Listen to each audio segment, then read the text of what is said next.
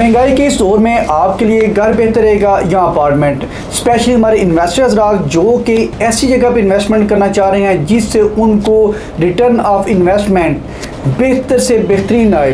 तो मैं आज आपको 10 ऐसे पॉइंट बताऊंगा जिससे आप ये अपना डिसीजन ले सकते हैं कि अपार्टमेंट बेहतर है इन्वेस्टमेंट के लिए या घर बेहतर है। ये जानने के लिए वीडियो को लाजमी अंत तक देखिए।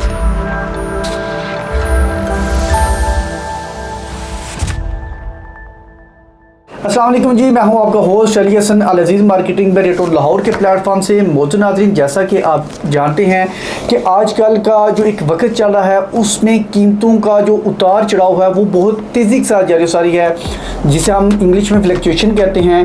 तो इन चीज़ों को मद्देनज़र रखते हुए, इन पॉइंट्स को मद्देनज़र रखते हुए जो इन्वेस्टर्स हैं वो बहुत मुख्तार के साथ अपनी इन्वेस्टमेंट करते हैं।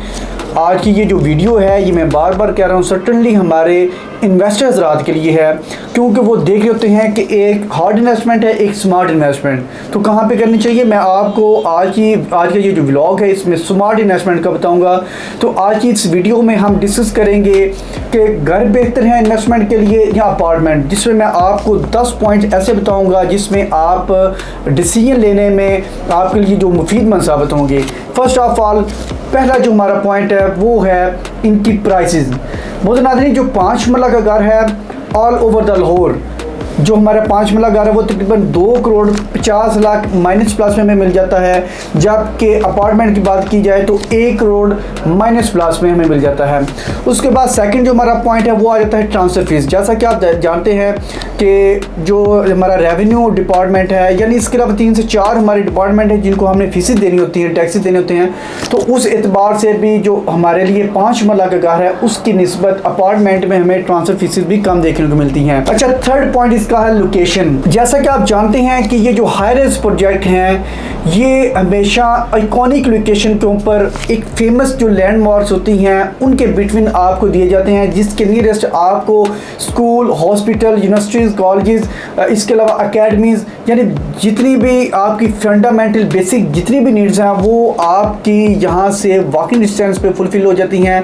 इसके बरक्स जो हमारे घर होते हैं वो अमूमन इन जगहों से थोड़ी दूर बनाए जाते हैं, क्योंकि हम चाहते हैं कि वो एक पीसफुल इन्वायरमेंट हमें मिले। तो इस एतबार से भी अगर हम देखें तो अपार्टमेंट्स आपके लिए ज़्यादा बेनिफिशियल हैं।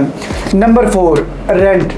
अगर हम रेंट की बात करें तो 1.5 करोड़ का जो घर है उसकी निस्बत हम जो एक अपार्टमेंट है 1 करोड़ का, दोनों का मुआवजा करें तो तकरीबन इनके रेंट हैं वो भी सिमिलर हैं, यानी 70 से 80 हज़ार हमें इस टाइम 5 मरला घर का रेंट मिल रहा है, और इसी तरह 70 से 80 हज़ार ही हमें एक अपार्टमेंट वो रेंट दे रहा है। उसके बाद नंबर 5 हम बात कर लेते हैं मेंटेनेंस की। एक जो 5 मरला का घर है, चाहे वो बारिशें हों या चाहे ये नशिबो फराज जो चलते रहते हैं मौसमियाती तौर पे भी, या वो अर्थक्वेक हैं, जो भी है, उस एतबार से हमारी जो मेंटेनेंस है वो 5 मरला के घर के ऊपर ज़्यादा होगी बनिस्बत इसके अपार्टमेंट के। इसके अलावा हमारी जो हम आपको पता है कि एनुअली जैसा कि आप देख सकते हैं कि पेंट करवाना पड़ता है, या जो रीटाइलिंग यानी टाइलें हैं उनको दोबारा हमें बेहतर करके रेनोवेट करके करनी पड़ती हैं। तो उस पे जो हमारा एक्सपेंस है वो ज़्यादा आता है बनिस्बत अपार्टमेंट के तकरीबन हमें कोई मंथली 3 से 4 हज़ार जो मेंटेनेंस कहा जाता है। इसके अलावा अगर हम बात कर लें तो मेंटेनेंस के एतबार से भी अगर तो हम खुद इसे रेंट आउट करते हैं तो हमने इसकी मेंटेनेंस बरकरार रखनी है, अगर हम कंपनी को दे देते हैं तो कंपनी खुद इसकी मेंटेनेंस वो बरकरार रखेगी, आपने किसी किस्म के इसके मेंटेनेंस के भी चार्जेस नहीं पे करने। अच्छा, नंबर 6 बात कर लेते हैं कि रेंट आउट आपने कैसे करना है। जो आपका घर होगा उसे रेंट आउट करने के लिए प्रॉपर आपने डीलर्स की जो सर्विसेज लेनी है, उसके बाद फिर आपने उनकी जो एक चार्जेस होते हैं वो भी आपने पे करने होते हैं। और उसके बाद नंबर 3 ये है कि इसमें आपके पास बात 1-1, 2-2 महीने, 3-3 महीने में भी घर पड़ा रहे, रेंट आउट ना हो।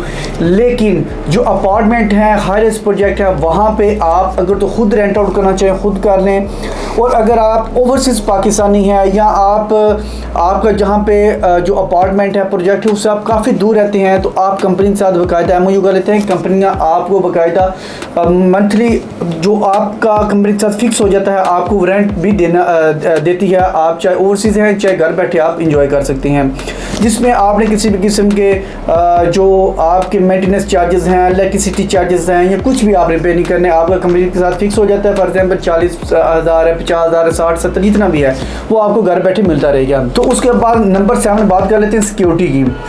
आपका जो घर होगा उसकी सिक्योरिटी आपकी ही रिस्पॉन्सिबिलिटी होगी। वो चाहे आप सीसीटीवी लगाएं, चाहे आप वहाँ पे सिक्योरिटी गार्ड रखें, जो भी करें वो आपकी अपनी जो हेडेक होगी। लेकिन अगर आप प्रोजेक्ट की तरफ जाते हैं, अपार्टमेंट की तरफ जाते हैं, तो यहाँ पे जितनी भी सिक्योरिटी होगी वो कंपनी की तरफ से आपको प्रोवाइड की जाएगी। उसमें सीसीटीवी भी होती है, उसमें सिक्योरिटी गार्ड भी होते हैं, यानी ओवरऑल जितनी भी आपको सिक्योरिटी है वो आपको कंपनी प्रोवाइड करती है। अगर आप जो एक अपने घर से दूर जॉब करते हैं, अपने यानी अपार्टमेंट से दूर जॉब कर रहे हैं, तो आपकी फैमिली अपार्टमेंट के अंदर हर लिहाज से महफूज है। आपको किसी भी किस्म की जो हमारी सिक्योरिटी के एतबार से टेंशन नहीं होती। अच्छा, नंबर 8 बात कर रहे थे इलेक्ट्रिसिटी की। अमूमन जो घरों में बाज़ औक़ात इलेक्ट्रिसिटी चली जाती है, उसके साथ पानी के भी इशूज़ चलते हैं, तो वो भी फेस करना पड़ता है। लेकिन अपार्टमेंट्स में आपको वो देखने को नहीं मिलता, क्योंकि ये बड़े बड़े प्रोजेक्ट होते हैं। यहाँ पे इनका अपना प्रॉपर बैकअप होता है, इलेक्ट्रिसिटी का भी बैकअप होता है, तो इसके अलावा यहाँ पे पानी का भी बैकअप होता है। बिजली आए जाए आपको प्रॉपर वो कंपनी की तरफ से बैकअप भी मिलेगा, और पानी का भी जो आपको इश्यूज़ नहीं देखने को मिलेंगे, क्योंकि ये अमूमन जो बड़े शहरों में ये काफ़ी फेसेस करना पड़ते हैं इन चीज़ों को, मैं इसलिए आपको बता रहा हूँ। इसके बाद बात कर लेते हैं अमेनिटीज़ की। आपका जो एक घर है उसमें जो भी अमेनिटीज़ लेके आनी वो आपने खुद लेके आनी है। लेकिन एक जो अपार्टमेंट है उसके अंदर डेवलपर्स की तरफ से आपको अमेनिटीज़ दी जाती हैं, जिसमें जिम, जकूज़ी, स्पा, सवाना, यानी अगर आप फूड कोर्ट रिलेटेड एंजॉय करना चाह रहे हैं एक ही छत तले, आपका लेट्स सपोज अपार्टमेंट है 15 जो फ्लोर है उसके ऊपर आपका अपार्टमेंट है, अगर आप फूड एंजॉय करना चाह रहे हो आप इसके 3rd फ्लोर पे आ जाएं, आपको फूड मिल जाता है। अगर आप जिम जो एंजॉय करना चाह रहे हैं, जिम करना चाह रहे हैं, वो भी आपको इसी जो एक हाईराइज प्रोजेक्ट उसके अंदर मिल जाता है। अगर आप स्विमिंग पूल को एंजॉय करना चाह रहे हैं, स्विमिंग करना चाह रहे हैं, तब भी आप यहाँ पे आप वो भी अमेनिटीज़ मिल जाती हैं। यानी शॉपिंग से लेकर ऑफिस तक, जिम से लेकर फूड कोर्ट तक, हर तरह के अमेनिटीज़, बेसिक जितनी भी अमेनिटीज़, अब तो इवन आपकी जो ट्यूशन है एकेडमी वो भी बड़े बड़े प्रोजेक्ट्स में आ गई हैं। इसके अलावा आपके हॉस्पिटल की जितनी भी सर्विसेज हैं वो भी आपको अपार्टमेंट्स में दी जा रही हैं, यानी आपका जो एक ओवरऑल प्रोजेक्ट है उसमें दी जा रही हैं। तो इस एतबार से भी देखा जाए तो अपार्टमेंट हर लिहाज से बेहतर हैं। अब बात कर लेते हैं कि अगर आपने घर सेल करना हो या अपार्टमेंट सेल करना हो, कौन सा आपके लिए ज़्यादा ईजी है।